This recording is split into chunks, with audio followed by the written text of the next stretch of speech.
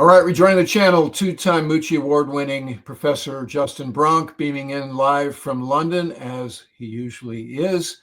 Justin, how are you? I'm all right, thank you, Rich. How are you? So it's been a few weeks since we last spoke about this particular theater.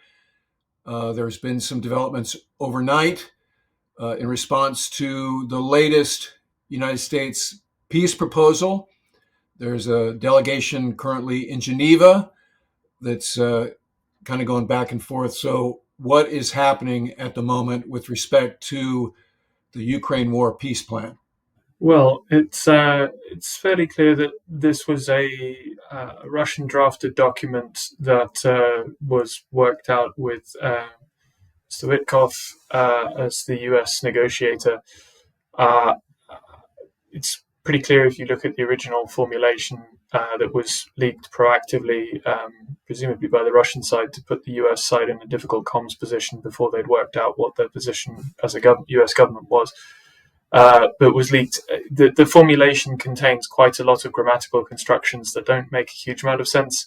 They're not natural grammar or verbal constructions in English, but they're perfectly natural in Russian. So things like talking about one of the early points says that the ambiguities of the last 30 years will all be resolved, will be considered resolved, meaning presumably security and economic and political relationships between relationship aspects between Ukraine and Russia that Russia considers unsatisfactory, but no Western policy document would ever refer to those as ambiguities. It's a direct translation of a Russian formulation, which makes perfect sense in Russian. Anyway, so it's essentially a Russian wish list that they've passed through Mr. Witkoff, and then the White House has essentially decided to just go with. So it seems anyway, based on the fact that there seems to be significant confusion and disagreement within the wider US government, Senate, House communities, and some very mixed messaging. So clearly, this was something that the White House just decided to go with.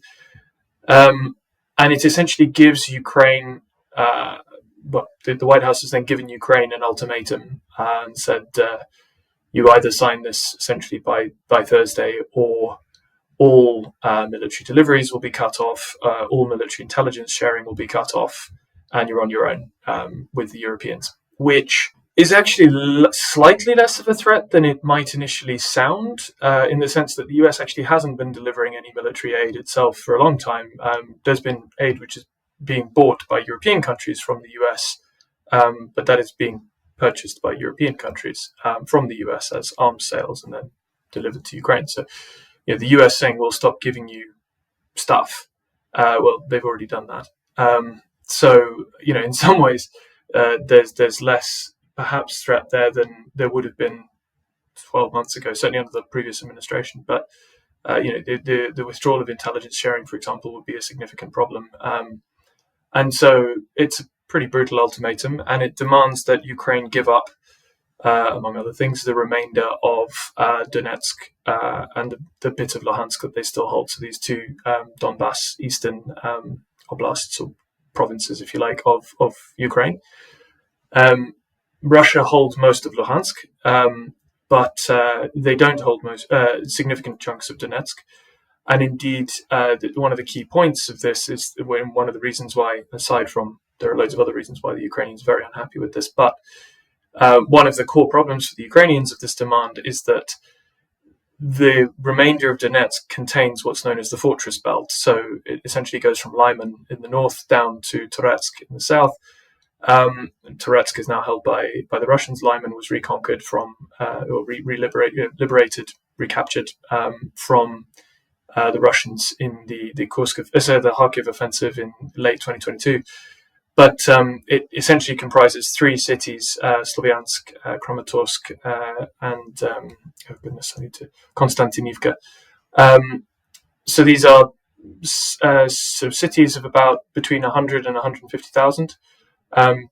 Pre-war, somewhat more than that. Konstantinivka these days has a significantly smaller population because it's been close to the lines and being shelled for a long time. But these are three cities, and crucially, they are a very, very, very heavily fortified area of ground that has relatively defensible terrain. So there's essentially uneven terrain. There's high ground, there's low ground, there's dips. It makes it easier to hold and easier to fortify. And they've been sort of the center of Ukraine's defenses in the east since essentially 2015, because of course Russia, under the guise of proxy forces and then openly, was attacking Ukraine in 2014 when it seized Crimea, and then 2015 when they seized parts of Donetsk and Luhansk. So giving up this fortress belt is not only a huge thing to ask Ukraine to swallow after having sacrificed so many tens and hundreds of thousands of troops, so much blood and treasure essentially holding these areas for so long.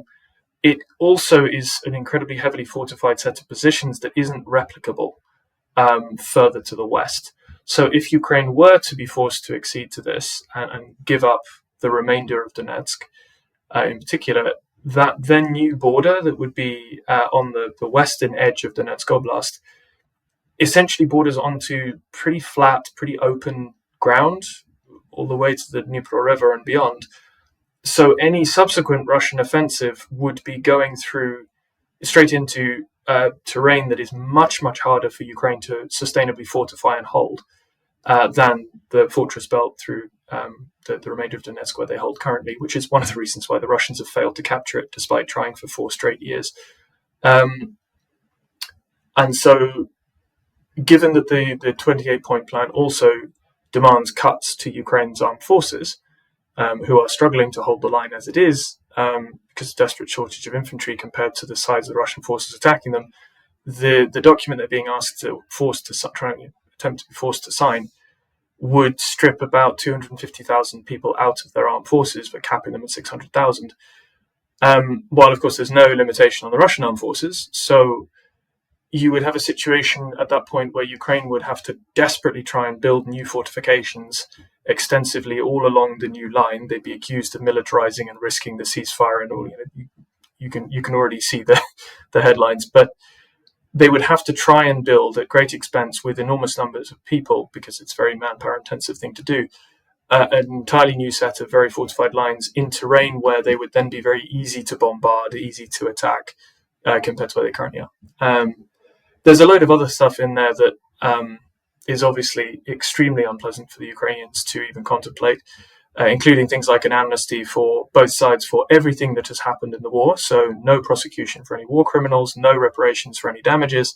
The fact that half of Ukraine has been razed to the ground and their cities bombarded to rubble and tens of thousands of children abducted and mass rapes and looting and shooting and execution of civilians and all of this stuff that's happened over the past 4 years, to be then told that they have to grant amnesty legally to everything is something that I think any nation in the West ought to understand quite how that would feel. Imagine being told at the end of the Second World War that as a price for peace that we had to give total amnesty to all Nazi German actions, for example. You could see the emotional reaction to that would be pretty strong. Not that there's a direct comparison, but as far as Ukrainians are concerned, it's a pretty direct existential war, where pretty much every war crime imaginable has been committed, at least at some scale, in their occupied territories and against their people.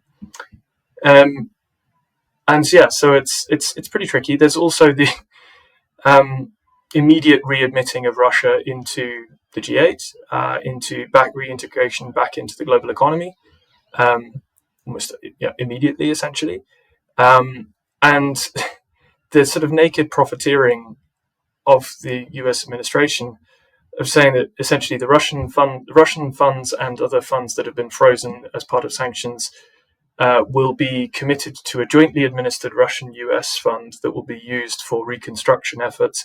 The Europeans would have to put in 100 billion euros additional, and the US would take 50% of the proceeds, essentially, for that use.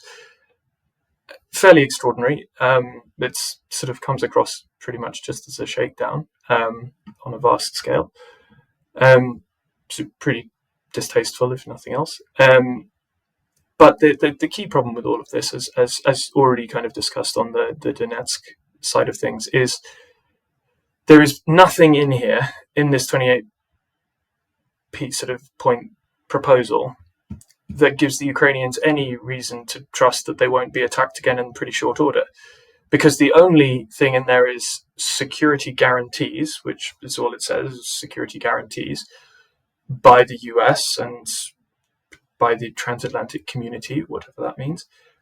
And so, given that it is the US that is cutting off aid to Ukraine when it's under no threat itself, and it is the US that is essentially strong-arming them into giving up more territory after 4 years of extremely bloody fighting in order to accept guarantees from the aggressor and the country that's now strong-arming them, you can kind of see why the Ukrainians' view of this would be, so we have to give up our defensive positions, we have to cap the size of our armed forces while our aggressor rebuilds even more, having already got the massive numerical advantage, and we get nothing except for vaguely worded guarantees that future aggression will lead to sanctions being reimposed and the transatlantic community considering it an attack on all of us. It's not exactly a security guarantee, especially since there is also a straightforward prohibition in the 28 points of any European troops being stationed in Ukraine post-war for training or anything else.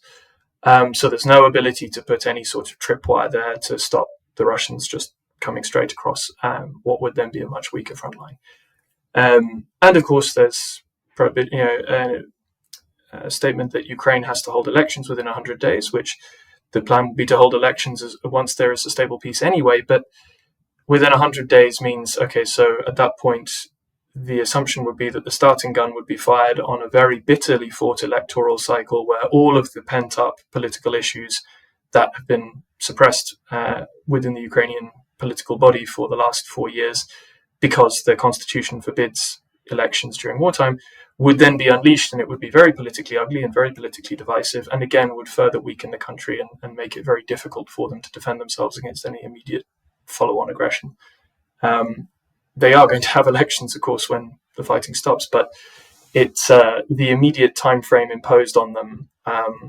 Again, it's hard to see anything comforting in that document from a Ukrainian point of view. So I think the 100-day election thing is sort of punitive Trump v. Zelensky. They want him out, and I think they have a sense that if the elections were held within that time frame that he would lose. So that's personal, no doubt. Reporting on current events like the Ukraine peace plan is challenging because the situation is very fluid and chaotic at times. So let me tell you about a resource that I depend on as I attempt to provide an unbiased point of view: Ground News. I start my day by going to the Ground News homepage, and in this case, right away I see a headline relevant to this topic. Zelensky says Ukraine faces choice of losing its dignity or risking the loss of a key partner with U.S. peace plan. Clicking on that gets us to this landing page that features a bulletized summary of the topic, curated using Ground News' proprietary Ground AI insights.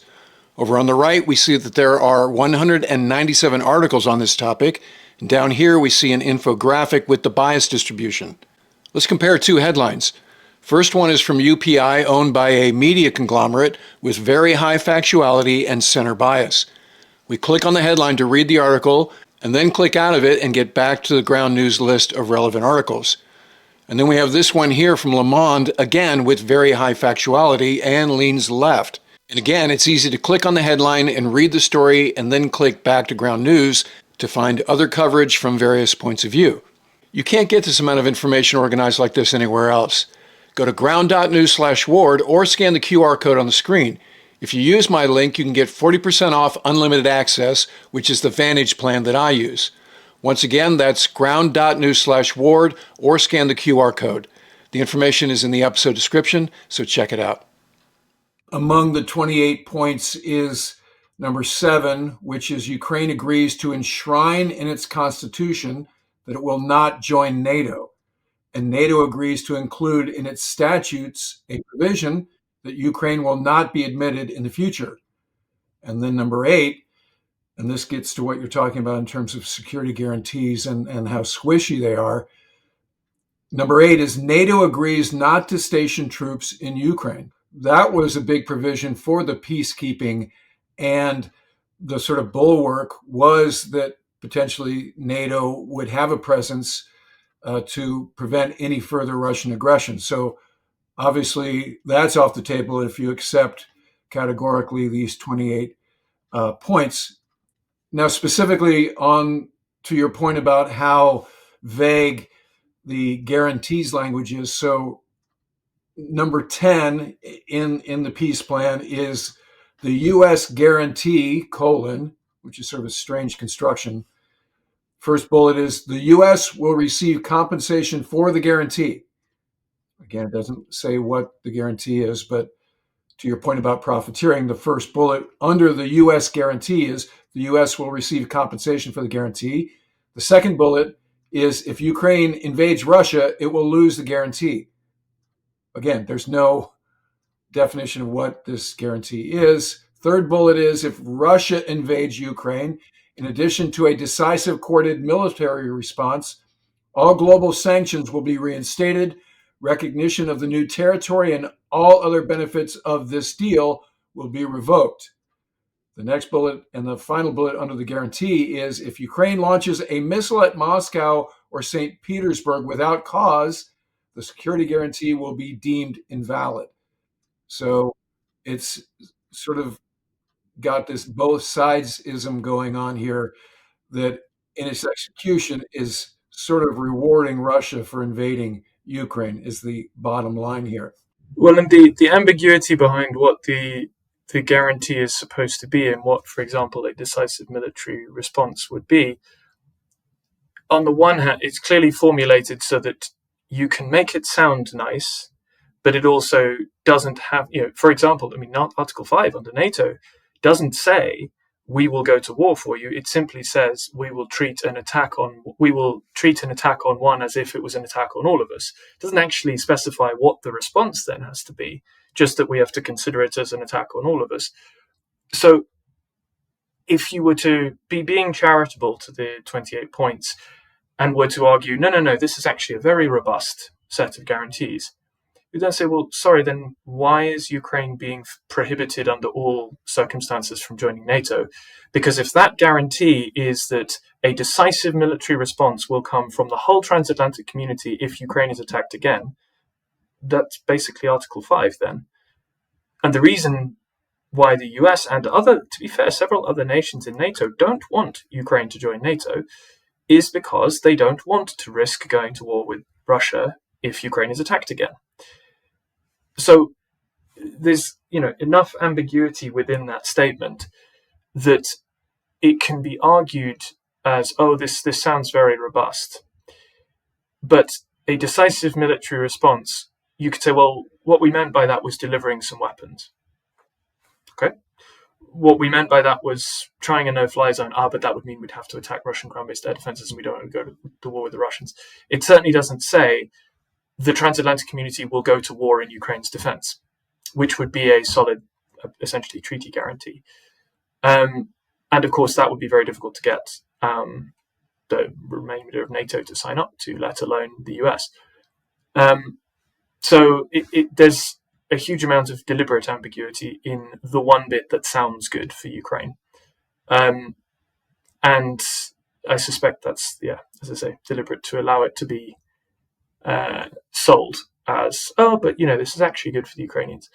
And if the US has not been willing to continue to put, allow weapon sales through, and back when it was contributing stock that was, money going to US factories and essentially a guaranteed market for US defense production goods. If it wasn't prepared to do that, it's difficult to sort of believe that the US would then interpret that clause of a vaguely worded guarantee as requiring it to go to war with Russia on Ukraine's side if Ukraine was attacked again. So security guarantees pretty weak in there. If you're the Ukrainians being asked to give up 3 of your cities, your main defensive line against the main line of Russian aggression that you've defended successfully for, way more than 4 years, more than a decade actually, but 4 years of intensive combat, you're going to want more than a vaguely worded, potentially could be nice guarantee, but that doesn't actually have any cast iron clarity to it. And of course, the limitation on the size of the Ukrainian armed forces is also pretty difficult one for them to swallow, because that means it'd be very difficult for them to build up any force that they could then sustainably defend themselves on their own with on a longer term basis. And again, if you were to look at any other country in that situation, unless it's a defeated power, you wouldn't see any equivalent limitation of armed forces. When you look at the South Korean armed forces, for example, are still enormous because that North Korean threat is still there. And that's a line that's been frozen for 70 years. So that's still a potentially active hotspot. There's not a whole lot to like here, especially the way that it's being done. But there's also some weird stuff in there. In particular, there's some really problematic stuff in there about Poland. So there's this weird line that, again, is clearly written by Russians rather than Americans, but says European fighter jets will be stationed in Poland. Okay, well, Polish fighter jets are European. If they mean European NATO fighter jets, presumably they mean non-Polish NATO fighter jets, because, again, Polish fighter aircraft are NATO fighter aircraft. One assumes what this is meant to mean is there will not be American fast jets based in Poland. And there aren't any based in Poland, but American jets do deploy to Poland on a semi-regular basis on rotations. So this actually reads as a restriction that would be agreed to presumably by NATO, or the US unilaterally, that US fighter jets wouldn't be stationed in Poland at any point, which would require NATO to change its regional defense plans. It would require NATO to change its enhanced air policing posture. It would require Poland and the US to have discussions and negotiations and an agreement about it as to why this was the case. And it implies that Russia is able to dictate where NATO can station different national assets inside NATO territory. So again, it's in many ways it looks like a side point in 28 points that are otherwise, generally speaking, fairly focused on Ukraine, or at least broader Russia and NATO relations or transatlantic relations. But it's a weird one that's in there. And equally, the one that says that NATO will enshrine in its treaty, charter, that Ukraine will never be allowed to join. Well, that would require NATO to change its founding document and its open door policy, which is part of the NATO charter and NATO treaties. So that would require all NATO nations to agree to a change on that. The US president doesn't have the right to change that unilaterally again. So it's essentially Russia and the US agreeing bilaterally to change NATO treaty articles over the heads of presumably the other 28 NATO members. So there's a bunch of stuff in here that's also geopolitically very problematic outside of the immediate Ukraine context.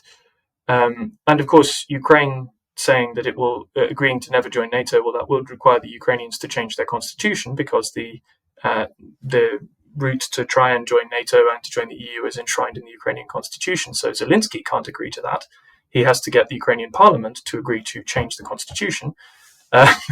So there's quite a lot of stuff in there that it's a case of, well, you can't actually do all that stuff, particularly in a week, since the deadline has been given as Thursday. Funny old thing, it takes quite a while to change large-scale parts of your legal underpinning documents in democratic systems. After all, it took the US 40 days to agree a budget extension. So that's a slightly cheap shot, but it's written by two people. It's written, or at least signed off as an idea, by two leaders who like ruling as absolutists, to, at the stroke of a pen, change a load of stuff that actually isn't in their legal gift to change. Now, as a set of negotiating points to start on, if one accepts it as essentially a Russian position, fine. And as you're seeing the Europeans and the Ukrainians this week trying to make counter proposals, say, okay, we'll take this as a starting position, and then we'll change the bits that are unacceptable and offer this as a counterpoint. And then presumably the Russians, and in this case the Americans, who at this point the administration seems to be negotiating against its allies with the Russians, but they will then presumably come back with another set of points. But it's a very strange position to see the United States in. I mean, we've been talking about this since Trump came back into office. We've done almost half a dozen episodes, and the point is always Trump has had this position from the outset, and there have been some machinations, but it's kind of always been, hey, you don't have any cards, Zelensky. The ISW map, as it looks in terms of shades and front lines and the gray areas, is the end state going by Trump. The other elements here, just to put some finer points on how this plays out in this 28-point peace plan. Number 18 is Ukraine agrees to be a non-nuclear state in accordance with the Treaty on Nuclear Proliferation, or the non-proliferation of nuclear weapons. Number 19, and this is kind of a detail, but in its execution, you're rewarding Russia for invading Ukraine. Number 19 is the Zaporizhzhia nuclear power plant will be launched under the supervision of the IAEA, which is the International Atomic Energy Agency, and the electricity produced will be distributed equally between Russia and Ukraine 50-50. So congratulations, Russia. You just got a new source of power for your efforts. And then it gets into kind of some cultural motherhood, which sounds a lot like the MAGA logic behind why the war happened, which is number 20, is both countries undertake to implement educational programs in schools and society aimed at promoting understanding and tolerance of different cultures and eliminating racism and prejudice. That, to your point, doesn't sound like it was written by an American. The next one is Ukraine will adopt EU rules on religious tolerance and the protection of linguistic minorities. So again, victim shaming, victim punishing here. Both countries will abolish all discriminatory measures and guarantee the rights of Ukrainian and Russian media and education. It's doubly funny because if you tried to actually implement it, it would be far more challenging for Russia to implement than Ukraine. And then the last thing here is all Nazi ideology and activities must be rejected and prohibited. Again, going after the Nazis. This is about the Azov Brigade. That's why, it was terrorism that forced us to invade the Donbass. Yeah, but it's interesting. Again, we've discussed it in a couple of previous interviews. There's a really interesting cultural difference in understanding of the word Nazi.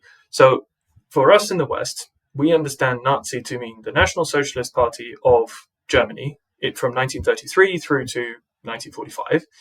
It has quite a specific meaning, although it's thrown around. That's kind of what it refers to. In Russian culture, Nazi means anybody who fights against Russia. So Nazi is used quite openly and explicitly as anybody who fights against Russia, because the Nazis were people who fought against Russia in the Great Patriotic War, the founding war that essentially defines the baseline of modern Russian culture. And so Nazi is almost explicitly used in many cases, and in some cases explicitly used, to refer to people of any political ideology, but who fight against Russia, which makes them de facto bad, which makes them de facto the fascistic enemy, i.e. the Nazis. So again, it's interesting to see that terms being used there that mean very different things to different sides. Yes, pre-war Ukraine did have a very, very small minority, statistically speaking, but yes, it did have a problem with neo-Nazi far-right people who disproportionately were recruited into the Azov Brigade. Most of those people are long dead, as in all the other Ukrainian formations at the start of the war, and have been replaced over time with recruitment of normal people through mobilization. So the denazification in terms of getting rid of and suppressing people with very far-right ideologies and SS tattoos and all those horrible things, which did happen in small numbers, but were concentrated in that unit, the Azov Brigade. And it just so happened the Azov Brigade was very, very effective on the battlefield, which is one of the reasons why it was quasi-tolerated. But that was suppressed and successfully overhauled by the Ukrainian military during the war itself.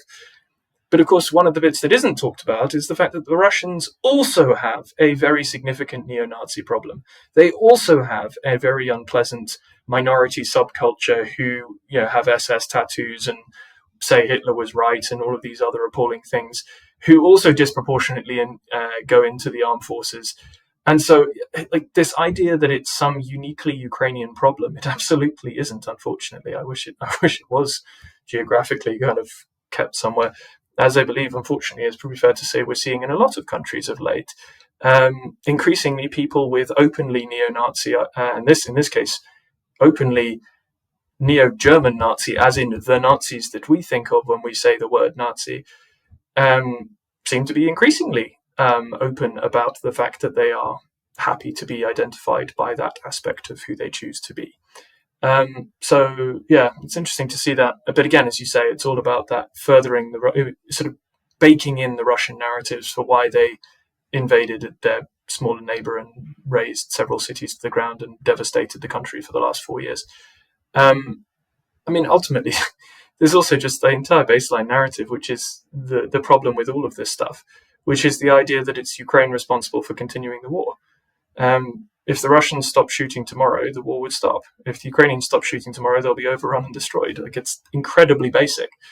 And it's interesting, you've seen Trump himself as president kind of flip-flop a bit publicly over the last 9 months or so. You know, at least from what one gets as readouts from discussions that he's having, he feels let down by Putin, he feels betrayed by X and Y, he's starting to see it's all much more complicated than he thought, and it's much more difficult than he expected, and Putin doesn't seem ready to make peace.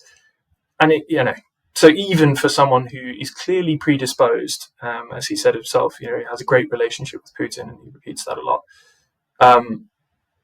He's clearly predisposed to the Russian line, but even he has, at various points over the past 9 months, appeared to accept that it's actually the Russians standing in the way of peace. And so the way this reads, at least, is he wants a good news story. He is obsessed with the idea of a deal. He loves deals. He loves being seen as a deal maker.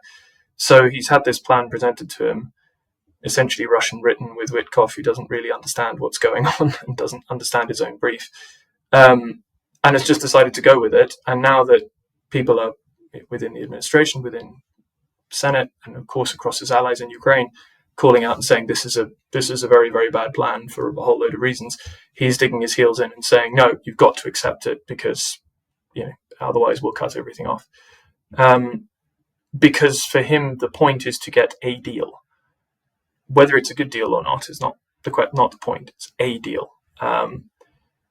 It's unfortunate that there is still no substitute for US production and some US intelligence products because of 25 years of underinvestment by Europeans, but also, to be fair, 25 years of the US within NATO and other international coalitions messaging to allies saying, don't spend your inadequate defense budgets trying to chase tiny fractions of these niche enabling capabilities that you could never field on any practical scale anyway because they're so expensive, particularly things in space. Just do the basics so that when you show up to an international coalition, you show up with your own planes, your own tanks, your own bombs, your own food, your own medical equipment, your own, body armor. As pathetic as it is that they had to say that. And that's an indictment on the Europeans and on all of us. But 25 years of that being the US posture of saying, can you at least do the basics right? We'll do the high-end enablers, but please do the basics right, means that even the good European NATO members, as it were, the ones who've consistently spent 2% of GDP or more, don't have a lot of these key enablers and niche high-end capabilities of various kinds. And so it's all very well saying, well, the Europeans should handle it. Yeah, they should.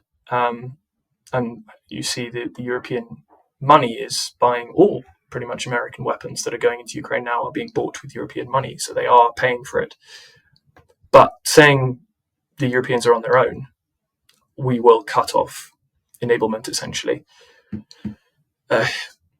Whether you can sort of rail against the Europeans all you want, and trust me, as someone who spent a long time railing against the Europeans internally and the UK for not investing in stuff that we clearly should have had nationally, we are where we are, and there's just no way to substitute for certain key American capabilities in the next 3 to 5 years.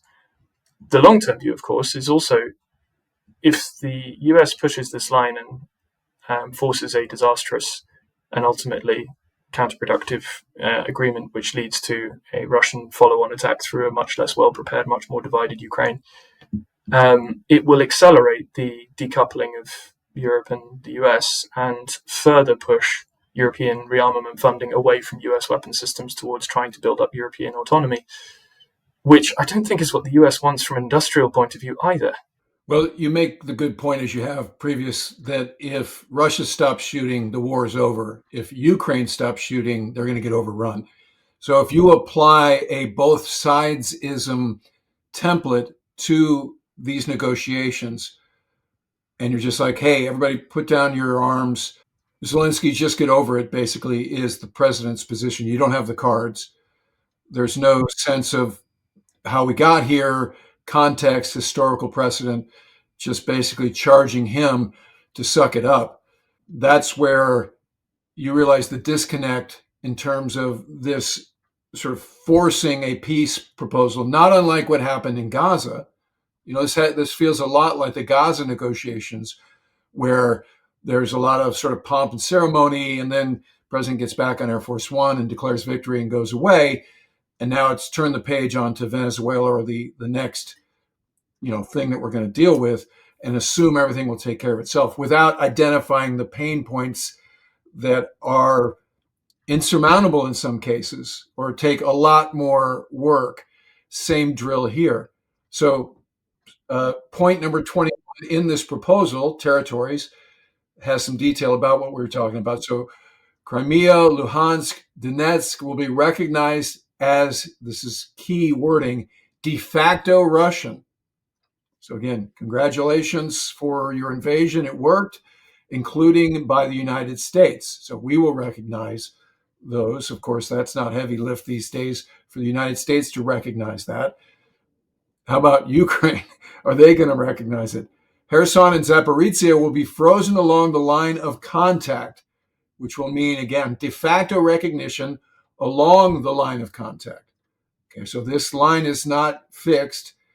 And basically the next bullet, again, rewards Russia. So Ukrainian forces will withdraw from the part of Donetsk Oblast that they currently control. This withdrawal zone will be considered a neutral demilitarized buffer zone, internationally recognized as territory belonging to the Russian Federation. So that's not neutral, right? A neutral buffer zone that belongs to the Russian Federation. Russian forces will not enter this demilitarized zone. Well, but it's recognized as territory belonging to the Russians, but now you're like, except don't enter it. Remember that there were agreements in place around Minsk II, which Ukraine never fully implemented, but neither did the Russian side. And the Russian side never stopped shooting on the front line either. The Ukrainians never stopped shooting back either. But from 2015, and Ukraine itself gave up its nuclear weapons capability at the end of the Cold War in exchange for security guarantees between Russia, the UK, and the US. So they've already had their territorial sovereignty agreed by international agreement, tripartite between the US, the UK, and Russia, and then been invaded repeatedly. So again, it's not even as if you're asking them to take something on trust for the first time. You're asking them to take something on trust that they've had repeatedly violated before at great cost. And so, it's doubly ignorant. I mean, particularly the suggestion that they might have the meeting in Budapest, which, given that the Budapest Memorandum was the piece of paper that was signed between Russia, the US, and the UK to guarantee Ukraine's territorial sovereignty in exchange for it giving up its nuclear weapons, it was signed in Budapest. And so the idea that you would then have a further peace thing signed in Budapest it's another one of those things that the US team in this administration won't recognize because they're not interested. And the Ukrainian side will all understand incredibly deeply as an extremely deliberate humiliation. And also essentially declaration that it doesn't mean much, because the last one didn't mean much. And so, it's the Russians are very good at exploiting that cultural divide. They understand what will be picked up by both different parties, who are the primary audiences for this, the US administration and the Ukrainian government. But the other thing is, of course, as you say, Zelensky and the Ukrainian government are the ones being pressurized to essentially, quote unquote, suck it up, as you said. But it's not even that they're being told to suck it up. Where the front lines is the best you're ever going to get. Take the deal. They're being told you have to give up your main defensive lines and the rest of Donetsk Oblast. So it's not even you have to accept that you've lost the territories the Russians have conquered. Reward the Russians by recognizing what they've conquered by force. But it's give them even more of the most heavily fortified areas with the remaining 3 cities in Donetsk, which not only is 3 cities and a significant economic hit to Ukraine, but it's also got significant amounts of Ukraine's coke, coke and coal for making steel, and significant deposits of lithium and other non-ferrous metals. So are in that Donetsk area. Most of Ukraine's heavy industry was in the Donbass. So for a country that was never rich to begin with, it's not just territory for its own sake. It's also economically very, very serious for them. And Ukraine is going to face an unbelievable bill for trying to reconstruct all of the damage over the past 4 years, even just in the areas it controls now. So then having essentially 3 of its remaining cities stripped away in an imposed sort of deal, quote unquote, from outside. Well, I guess my point on that would be, it would be galling enough if it was at least the price that they had to pay for cast iron security guarantees, a peacekeeping force to ensure that they weren't further invaded, with Western troops there so that the Russians couldn't come further in without risking wider war. In those scenarios, okay, one might accept the argument of, unfortunately, peace in these scenarios with a very mismatched military force ratio is always going to be ugly, and both sides have to compromise. But at the moment, there's no real compromise being made by the Russian side, and so it's a pretty difficult sell, I think. And it'll be interesting to see what the counter proposals being worked on by Ukraine and by the European allies will be this week. So I saw suggestions from one of the Ukrainian ministers just this afternoon, so 24th of November, at time of recording, saying they'd worked up a sort of counter, I think it was 18 or 19 point proposal based on the 28, where they'd stripped out bits that were unacceptable and tweaked wording around. So, they're clearly trying to work to show that they are being as accommodating and trying as hard as they can to make this the basis of the deal that the US president is so desperate for, clearly. But, again, the other thing to remember in all of this, nobody wants peace more than the Ukrainians. They're desperate. Their power is on a few hours a day. It's cold. They're under constant bombardment. They've lost hundreds of thousands of troops. They've had millions internally displaced. The country's been torn to pieces. So they're facing an ever stronger, larger Russian force. So it's not like they don't want peace. They're desperate for peace. The constant thing you get from Ukrainians is this cannot keep going like this. But they understand that having sacrificed all of this, they can't accept a deal that just sets them up to be overrun in 3 to 6 months' time, while giving up their key defensive lines. And asking them to do so is just either extortion or deep ignorance. So the analogy that's been tossed about is the 1938 agreement with Hitler's Germany that the Chamberlain infamously accepted. We know what happened there. Some of the details of the European counterproposal that have come out, and these are led by Germany, they don't accept the language dealing with NATO. And so it doesn't remove that language. It's just what the verb is softens the language. So I don't know if that means that the door is left open for making Ukraine a member of NATO, or whether that means that NATO could have a presence in Ukraine as a peacekeeping force in some fashion. The second counterproposal element is it removes the territorial concessions. So basically, whatever the line where it's going to be frozen, it's not going to give land to the Russians that is currently held by the Ukrainians, which would be the final insult. It demands an immediate ceasefire. So, okay, that's just a matter of everybody stop pulling the trigger, and as you say, Russia stops, the war's over. Ukraine stops at this point without security guarantees. Basically, Putin executes the plan he wanted to execute from the outset. And then the fourth part of the European counterproposal is removing the deadline for Ukrainian elections, to the point that you made a while ago about that's not helpful, and it's arbitrary, and it is punitive towards the Zelensky government at this point. So the American delegation is the makeup of it is interesting. So obviously Secretary of State Rubio is there. Steve Witkoff, who's been the emissary all over the world since Trump 47 got into office, and has been really busy, and by all accounts has done some effective work. Jared Kushner is part of this. I don't know why. He doesn't have an official role like he did in the Trump 45 White House. It made sense at some level to have him part of the Middle East discussions because he was the architect behind the Abraham Accords and so forth and so on. So there's some question marks as to why is Jared Kushner part of this. And then finally, the guy that I find intriguing, and I've heard some room into about his future, is the Secretary of the Army, Dan Driscoll. So he's there, and glaringly not there is the Secretary of Defense/War, Pete Hegseth. Now, I've heard for some months from people who have their ear to the Pentagon's tracks that Hegseth, his time was limited at this point. But I heard that change was going to happen around Labor Day. Obviously, that didn't happen.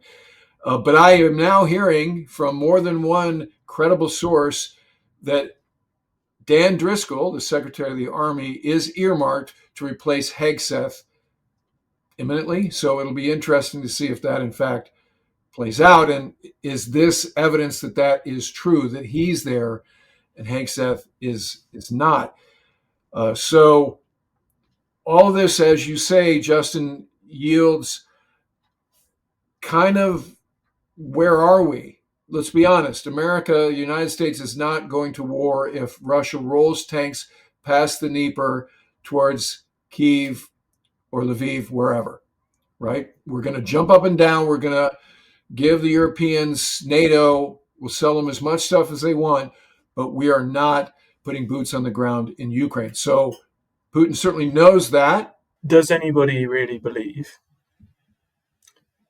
that if you take the Russians at their word, does anybody believe that Russia sacrificed, well, maybe they don't see it that way, the leadership, but that Russia has taken close on 1.3 million casualties at this point, killed, wounded, missing, captured, unbelievable amounts of military material, has had its military status deeply humiliated and damaged on the international scale, has ensured that NATO itself gets stronger, at least in Europe, with Finland and Sweden joining, and that it will be content as its reward for that with Donetsk and Luhansk oblasts of Ukraine.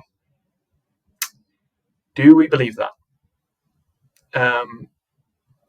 I think anyone who believes that should go and watch some Russian state TV for a while. It's really instructive. Just go and look at what they're saying to themselves in Russian. There's plenty of good translation tools these days. It's, which European city should we burn next, and which one are we going to teach a lesson to next, and it's completely open about it. Why